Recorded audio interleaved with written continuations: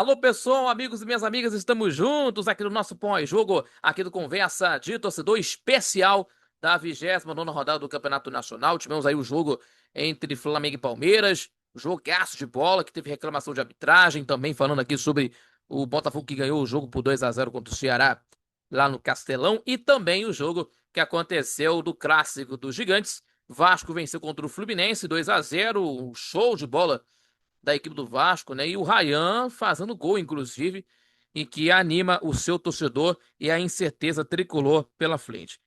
Então, meus amigos, vamos falar aqui desses jogos que aconteceram da 29ª rodada, mas antes disso, se inscreva no canal do YouTube, compartilhe os nossos vídeos e deixando seu like, o seu joinha, que ajuda muito o nosso crescimento do canal, também fortalecendo o nosso trabalho e também acompanha pelas redes sociais do Conversa de Torcedor e não esquecendo o nosso Conversa de Torcedor Notícias, terça e quintas-feiras, 18 horas com vocês, vale a pena conferir, e às 11 da manhã de todo sábado, ao vivo, na nossa programação pela rádio Nossa Senhora de Copacabana 98.7 FM, também acompanhando pelo site radioNSC.com, pela Radiosnet, futebol e o esporte com informação e opinião para você conferir de primeira, com todos os detalhes, com a nossa equipe, com o Geraldo Rodrigues, Alberto Baide, eu, toda a nossa equipe falando de futebol e também do esporte para você, tá bom? Então, dito isso, vamos falar aqui primeiramente do jogaço que aconteceu no domingo. E que jogo, hein, meus amigos? Flamengo e Palmeiras, digno de um jogo que aconteceu no Maracanã, digno de que a gente possa ver um clássico aí que a gente é, podia, né? Assim, podia não, né? Poderia conferir. E aconteceu nesse jogo, mas do que aconteceu que uma arbitragem, né? Que, sabe, que os palmeirenses reclamaram durante o jogo. Tava mais tranquilos no jogo contra o São Paulo ali, que teve ali a marcação de pênalti. Aliás, diga-se de passagem, né, que a arbitragem é uma situação terrível no futebol brasileiro, né? A arbitragem do futebol brasileiro é terrível, né? Então, semana anterior teve dois lances os dois lances capitais na partida, né? Lógico que seriam, né, em favor da equipe do São Paulo, mas aí, o árbitro dessa situação, né, tem situações tendenciosas, né? Mas por um lado do Palmeiras hoje, né? No lado do Palmeiras que teve no Maracanã, no jogo de domingo, melhor dizendo, acabou aí tendo aí de reclamações da arbitragem, né, do pênalti não marcado em cima do Gustavo Gomes, o Jorginho que, na verdade, né, o Jorginho deu um empurrão em cima do Gustavo Gomes e não marcou pênalti, o árbitro Wilton Pereira Sampaio. Aí teve de um lance também do Pulgar em cima do jogador Vitor Roque na origem do segundo gol, certo? Também do o Pedro empurrando o Fux antes de sofrer o pênalti, que não houve essa infração, que não existia essa infração, né, no segundo gol. E aí a reclamação que aconteceu, e aí foi expulsão, foi se andando até que a reclamação se estendeu e aí o Piquerez e o João Martins, o auxiliar do Palmeiras, o auxiliar do Abel Ferreira, foi expulsos por reclamação. E foi andando até que o Piquerez e o João Martins foram expulsos por reclamação por conta do lance, né? De um lance de falta no campo de ataque do final do jogo, né? Então, uma reclamação aí que o Gustavo Gomes disparando contra o Wilton Pereira Sampaio e tudo mais, tal, tal. Mas, meus amigos, é uma situaçãozinha aí meio chata, né, para o Palmeiras, que aconteceu ali, né, de uma maneira que aconteceu, né, de uma semana, né, que foi favorecido pela arbitragem, agora tendo aí essa situação de que o Palmeiras, né, tendo aí prejudicado. Mas, meus amigos, é o futebol brasileiro que temos aí. Mas o Flamengo conseguiu aí mas o Flamengo conseguiu aí ser letal dos gols que aconteceram. Uma brilhante vitória do Flamengo, diga-se de passagem, contra a equipe do time do Palmeiras, conseguindo uma grande vitória, 3-2, com polêmicas na arbitragem, confusões, por aí vai. E também com as vaias para o Andreas Pereira, né, no Maracanã, né? Meus amigos, não é fácil não. Gol de Jorginho, gol de Arrascaeta e gol de Pedro para o Palmeiras, Vitor Roque e Gustavo Gomes. Vamos falar aqui do primeiro tempo de partida, vamos falar aqui do primeiro tempo que a gente falando aqui, porque o primeiro tempo foram os primeiros 45 minutos de partida de um jogaço no Maracanã. E o Palmeiras foi melhor durante o início do primeiro tempo. A equipe paulista levou perigo em lances de escanteio, pressionando várias vezes na defesa do Flamengo. E, no entanto, quem abriu a contagem foi o Flamengo, né? Foi o Flamengo que abriu o marcador no contra-ataque muito bem armado, né? De uma jogada do Rossi para o Pedro, que girou em cima do Bruno Fux, que rolou pro Arrascaeta, livre para fazer o gol, na cara do gol, né? Do Carlos Miguel para fazer o gol, 1-0. E o Palmeiras chegou ao empate pouco tempo depois. O time do Felipe Luiz ficou com um jogador a menos, por conta de que o Léo saiu para a entrada do Danilo, que não autorizou a entrada do Danilo no campo. E aí, nessa reclamação dos jogadores do Flamengo e também do Felipe Luiz. E o Clube Paulista empatou com o Vitor Roque depois de um cruzamento do Kelvin. O Palmeiras seguiu sendo melhor, mas o Flamengo foi letal mais uma vez em dois erros do Palmeiras, né? O primeiro foi novamente com o Fux, que fez o pênalti em cima do Pedro. O Jorginho colocou o Flamengo na frente. E 3 minutos depois, o Aníbal Moreno perdeu a bola na defesa e o Camisa 9 arrancou e fez o terceiro gol para a equipe do Flamengo, da equipe rubro-negra, balançando a rede e agitando a galera no Maracanã. Então, vamos falar aqui do segundo tempo também, que com placar nas mãos, a equipe rubro-negra conseguiu se defender bem no segundo tempo. O Palmeiras assustou no início, acertando o travessão com o chute do Vitor Roque de fora da área, mas não criou tantas oportunidades, as chances, né, claras após o intervalo. E o jogo ficou mais mastigado na segunda etapa. Depois das trocas do Felipe Luiz, o Flamengo chegou ao ataque, principalmente jogadas do Carrascal, certo? Que levaram o perigo. O colombiano quase fez o quarto gol, inclusive, após a saída errada do Carlos Miguel pelo alto. No abafa, no abafa, a equipe do Palmeiras descontou nos acréscimos com o Gustavo Gomes em rebote do Rossi, depois de chute do Facundo Torres. E também, né, lógico, né, da reclamação da reclamação dos palmeirenses na arbitragem e também de uma preocupação, né? Preocupação do Flamengo com o Léo Ortiz, né? Que deixou o campo aí e tal, né? Mas ele tá se recuperando bem de lesão, né? Lógico, né? Que tá se recuperando e vai tentar aí se colocar nos jogos aí, inclusive no Campeonato Brasileiro, lógico. Pode ser preservado também no jogo contra o Fortaleza nesse sábado agora, às 19h30 no Castelão. E também o Palmeiras, às 8h30 da noite, no domingo, enfrentará contra o Cruzeiro no Allianz Parque. E tendo aí o Flamengo conseguindo aí alcançar o Palmeiras em número de pontos na liderança do campeonato. Palmeiras e Flamengo, 61 pontos ganhos. Meus amigos, vai ser aí mais 9 rodadas pelo caminho e tudo pode acontecer no Campeonato Brasileiro, que nós vamos estar acompanhando nesses jogos, é claro, com muita emoção.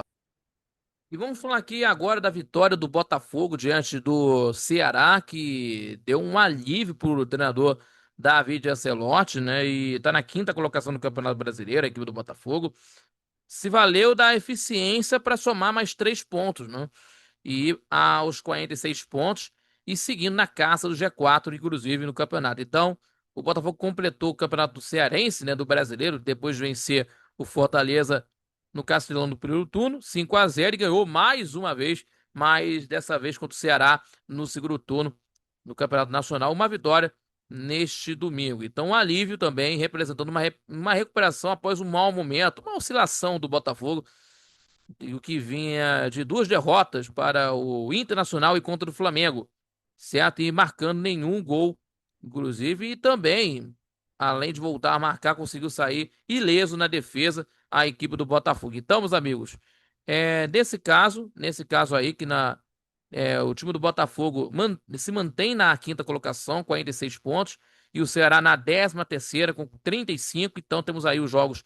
O Botafogo vai encarar contra o Santos no domingo, às 4 horas da tarde, e a equipe do Ceará joga na Arena MRV contra o Atlético Mineiro, o jogo que vai acontecer aí a partir das 4 horas da tarde, no próximo sábado, contra o Atlético Mineiro, no estádio da Arena MRV. Então vamos falar aqui do primeiro tempo, que o Ceará foi melhor na maior parte do primeiro tempo, Mas o placar mostrou exatamente o contrário, certo?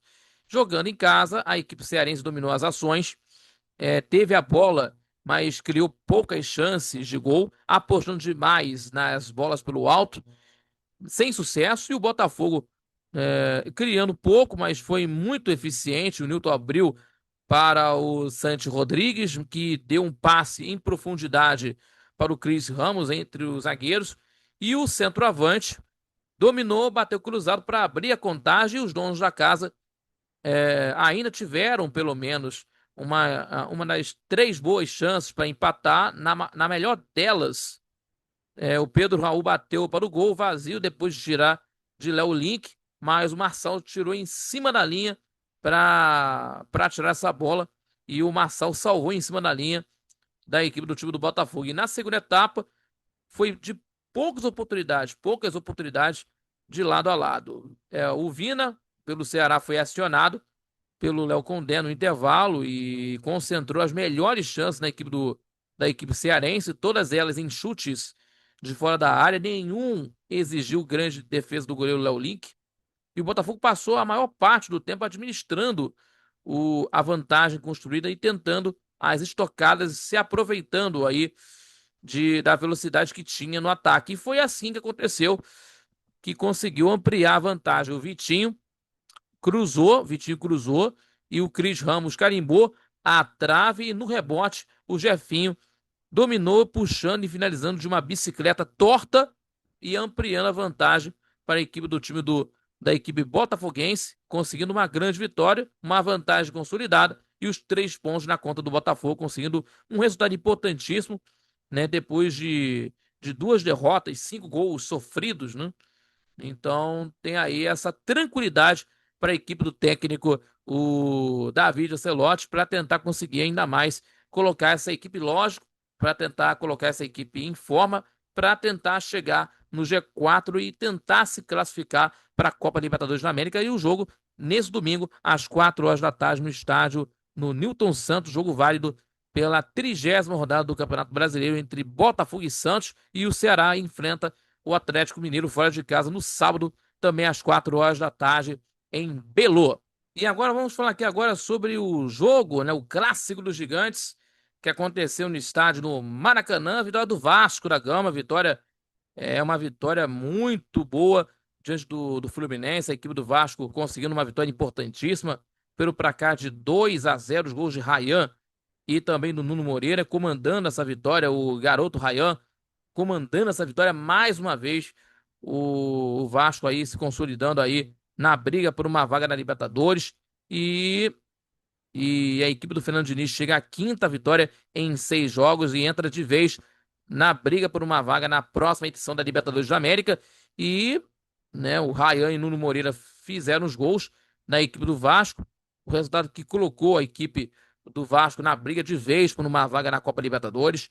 E principalmente aí, meus amigos, que nós vimos aí da equipe do Vasco da Gama, inclusive. Vamos falar aqui do jogo no primeiro tempo, em que o clássico começou quente no Maracanã, e logo aos 3 minutos o Cano parou em defesa do goleiro Léo Jardim, após o Acosta roubar a bola de Barcos, e o duelo teve um momento de superioridade do Fluminense no jogo, né? Que pressionava a saída de bola do Vasco, mas tornou-se mais equilibrado com o passar do tempo. Se ali do meio para o fim da primeira etapa, entretanto, o Vasco achou as soluções para chegar mais à área tricolor. E aos 37, o Ryan aproveitou a jogada que teve início com o Paulo Henrique, que fez valer a música com seu nome, né? Abriu o placar no clássico, né? Marcando o 16º gol dele na temporada e colocando a equipe do Fernando Diniz em vantagem. E já na segunda etapa, com 5 minutos de jogo do segundo tempo, ampliou a vantagem a equipe do Vasco, né? Dessa vez com o Nuno Moreira, a jogada começou com o corta-luz do Andrés Gomes, nova participação do Ryan, que finalizou e forçou o Fábio a defender pela primeira vez. E o goleiro do Fluminense voltou a trabalhar com o Gomes, certo? Que insistiu na bola, na sobra. O Nuno Moreira aproveitou para fazer o segundo gol do Vasco no Maracanã. E a equipe do Fernando Diniz seguiu superior diante de um Fluminense que não ganhou fôlego, certo? Nem mesmo com as trocas do Luiz Ubeldia, em momento curioso, o Soteldo entrou no campo vaiado e hostilizado pelas duas torcidas, né? Do Vasco e do Fluminense, né? E os gritos de olé deram um tom à reta final do Maracanã com ampla vantagem, domínio da equipe do Vasco no Maracanã e principalmente justa e merecida essa vitória da equipe do técnico Fernando Diniz, que tem aí que tem 39 pontos ganhos na oitava colocação, vai encarar contra o Bragantino no domingo às 6h30 lá em Bragança Paulista, e o Fluminense que vai encarar contra o Internacional neste sábado às 5h30 da tarde, que está aí na sétima colocação do campeonato, 41 pontos ganhos na competição, e o desfalque aí do Frentes, que recebeu o terceiro cartão amarelo, que não vai jogar nesse jogo no Maracanã. Então temos aí esses jogos, né, da 30ª rodada do Campeonato Nacional de Futebol. Tá certo, pessoal?